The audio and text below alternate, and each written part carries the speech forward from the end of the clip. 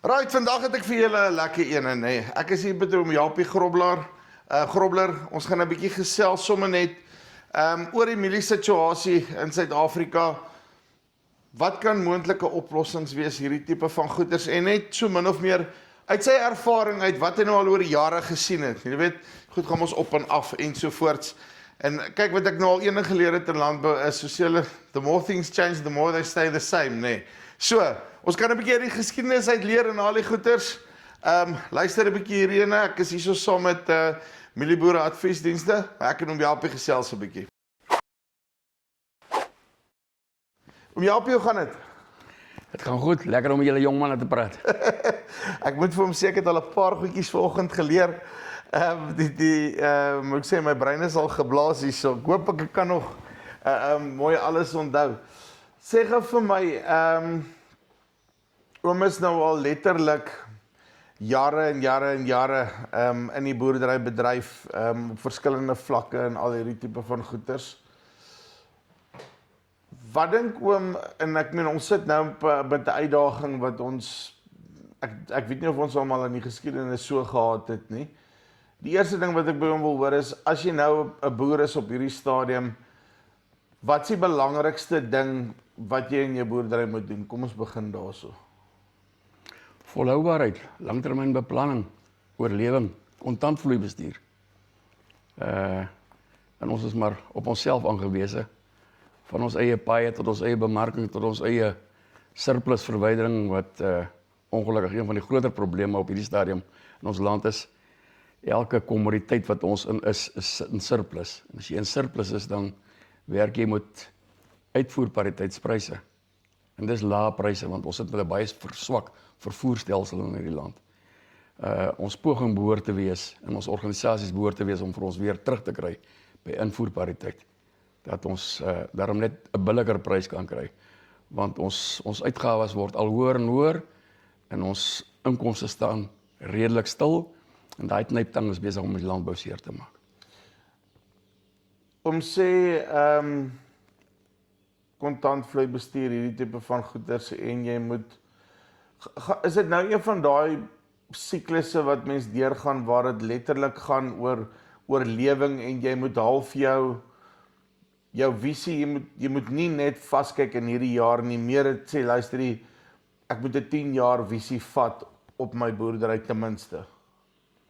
Boerdery is 'n langtermynbesigheid.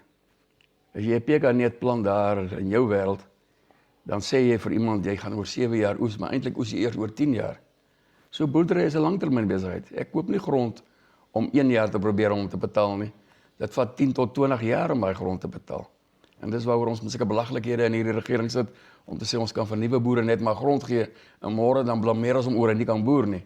Maar dis ons skuld, want ons het hom nie in staat gestel om te kan boer nie. Dis 'n langtermynbesigheid waarin ons is. So ons oplossings moet ook langertermyn gerig en gedrewe wees. Ons infrastruktuur moet reg wees. Ons moet bemark vir 'n mark. Ons sit ongelukkig in 'n wêreldmark wat baie onbepaald is. En daaroor kan ons nie in Suid-Afrika net wil gaan deelneem aan die wêreldmark met hierdie swak infrastruktuur nie. Ons moet probeer om ons produkte wat ons verbou sodanig en soveel te verbou dat dit redelik in Suid-Afrika en in Suid-Afrika en Suider-Afrika verbruik en opgebruik kan word. Want dit kos ons net te veel om uit te voer.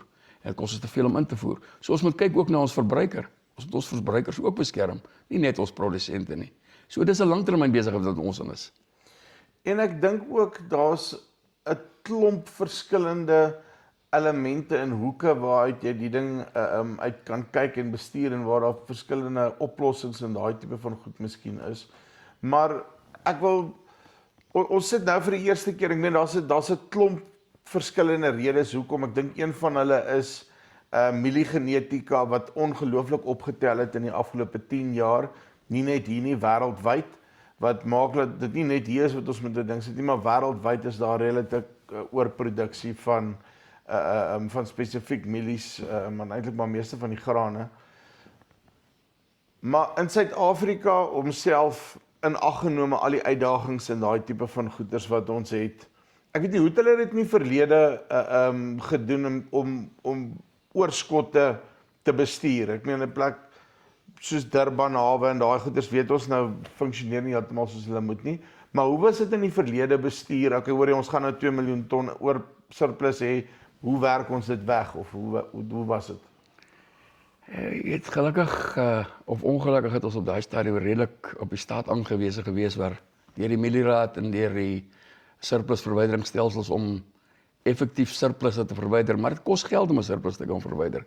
Jy moet 'n diep sak hê om die surplus op te koop, om te kan dra, om uiteindelik by die hawe te kan kry, 'n mark vir hom te kan kry en hom weer verkoop te kry.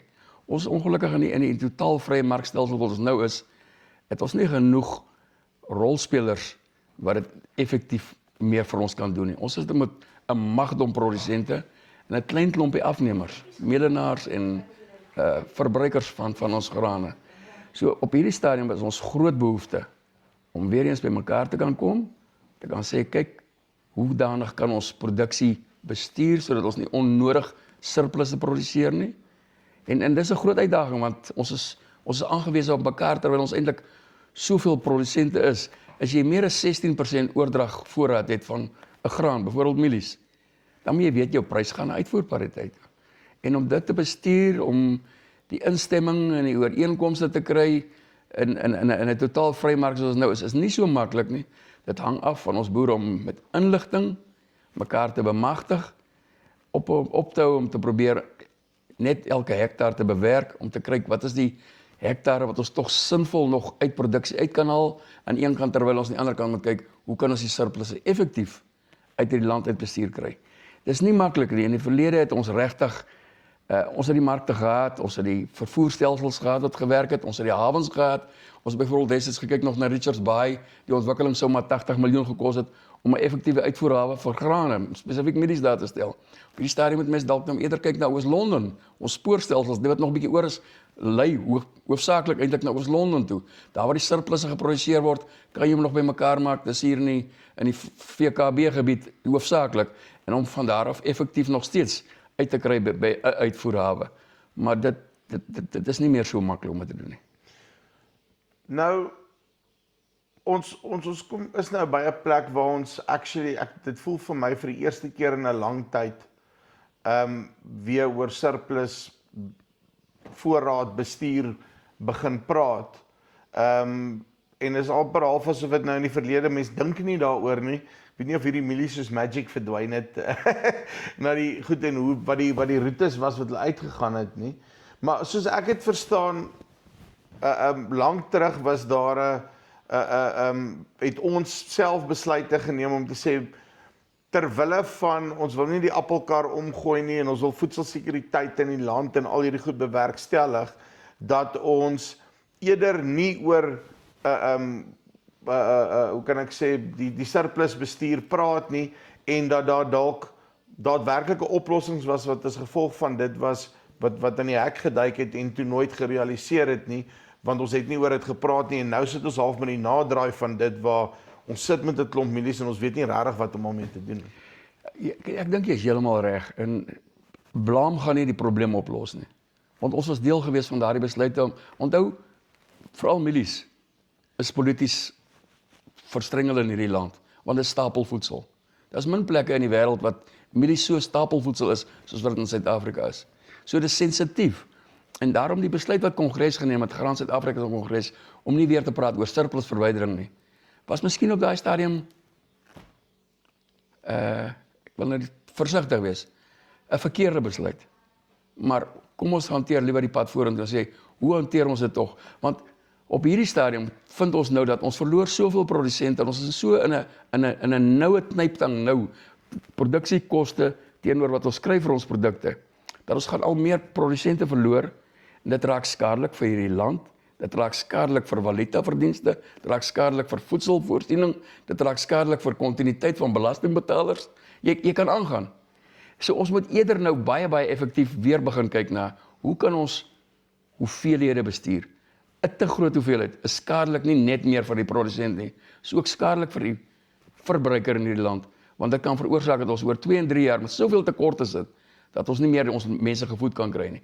So ek dink dit is baie hoogtyd dat ons weer effektief met mekaar gaan sit om die tafels en kyk, hoe kan ons tog surplusse afbestuur effektief sonder om te beland in 'n situasie waar ons te groot tekorte in hierdie land gaan hê. Om praat van surplus bestuur en ek dink een van die goed wat dalk 'n halwe probleem van as ek nou as produsent na die goeders kyk is ja, daar's 'n oeskattingskomitee en daar's ouens wat ongelooflike werk doen om vir ons die inligting deur te gee. Maar op die einde van die dag weet ons nog steeds nie presies wat is die omvang van die surplus wat ons moet bestuur nie. Nou, een van die goed wat nou opgekom het en wat Petrus ook aangehaal het, is dat daar is nie huidiglik, as jy 'n silo-sertifikaat het, ek wil amper sê 'n vervaldatum op die ding, om te sê, luister hierso, maar vir hierdie mielies moet in daai sekere tyd uit, ja, ons het ons leweringsmaande en daai tipe van goeders, maar jy kan nog altyd die goed oorrol ensovoorts. Ek wil nou teruggaan, nog het ek nou jare terug. Die tyd toe die reëls en daai goed vir Safex in werking gestel is, toe ons van die milieraad af oorgegaan het, want die reis goed wat my generasie nie weet nie, ek verstaan nie hoe dit gewerk het presies daai tyd nie. Toe ons oorgegaan het van die milieraad af na 'n vrye markstelsel, toe wat Safex is, en die reëls en daai goed geskryf is, ek meen, die internet dit was nog dial-up geweest vir die bietjie wat daar was. Nou sit ons in 'n wêreld wat totaal en al anders lyk, daar smartphones, die tempo waarteen inligting beweeg ensovoorts, is dit nie dat jy halfe argaïse stel spelreëls het, wat net nie by die tye gehou het nie, en dat die ouens wat daai spelreëls op hierdie stadium die beste ken, en elke dag dit leef, en wat ek al kry dit reg, om dit tot hulle voordeel te gebruik, maar ek as produsent beweeg amper te stadig vir dit, en laat hierdie goed halfe weer na gekyk moet word. Ek het vir jou nou nog gesê dat ons het 'n besluit geneem om nie weer te kyk na surplusverwydering nie. Ek dink dit was 'n fout geweest. As ons kyk na surplusverwydering, kan ons ook nie alleen daarna kyk nie. Die woorde wat ek gebruik is effektiewe hoeveelheidsbestuur in die land, of surplusverwydering. Dan moet ons al die rolspelers weer 'n slag by mekaar gaan trek, om te kyk na effektiwiteit. Inligting het jy nou genoem. Inligting is prys. Inligting is eenvoudig 100% gelyk staan aan prys. Want as ek al die inligting het wat vandag in die silos is, wat bestuur word, waar hulle lê, hoe beskikbaar dit is, hoe vinnig dit uitgelaai kan word, of dit op 'n spoor kan kom, of daar 'n koper is, waarheen dit gaan, dan kan ek 'n prys maak met jou as koper aan die ander kant, want ons het dieselfde inligting. In Amerika byvoorbeeld sal jy nie enige kommoditeit sal elke aand 12 uur rapporteer hoeveel graan is in die silo, hoeveel graan is op 'n silo-sertifikaat, hoeveel graan is reeds op die trein gelaai. So daardie inligting is almal beskikbaar. Dit is nie die situasie regtig by ons nie. Inligting, sê ek weer, is prys. So nou sit ons met 'n situasie byvoorbeeld, en dit was goeie besluite gewees op daai stadium, maar ons moet 'n slag net bietjie weer net kyk. Safex sê vir jou, as ek 'n sertifikaat kry, die graan is beskikbaar. In praktyk is daai graan nie beskikbaar nie.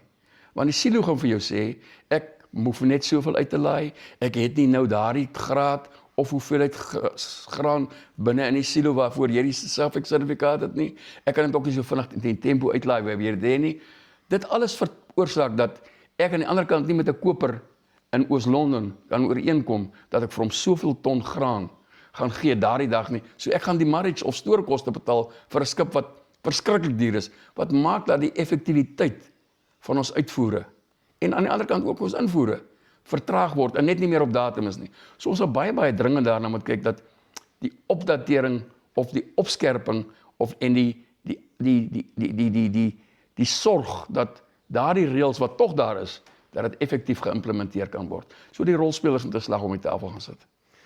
As ek hom reg verstaan rondom hierdie goed, daar's nie noodwendig 'n oplossing nie, of net een oplossing. As ek sê 'n oplossing, praat ek van eintlik net een oplossing nie, maar dit is 'n klomp verskillende goeters wat op die einde van die dag vir ons na die pad na 'n oplossing toe kan vat, maar ons moet tussen mekaar rarig waar die vrae begin vra en sê, luister hierso, maar ons praat nou van sê nou maar Oos-London byvoorbeeld, Durban se hawe het nie kapasiteit nie, Oos-London is daar. Die volgende vraag is, waartoe gaan daai spoorlyn byvoorbeeld? Kan ons die trein regmaak? Is dit ooit 'n opsie?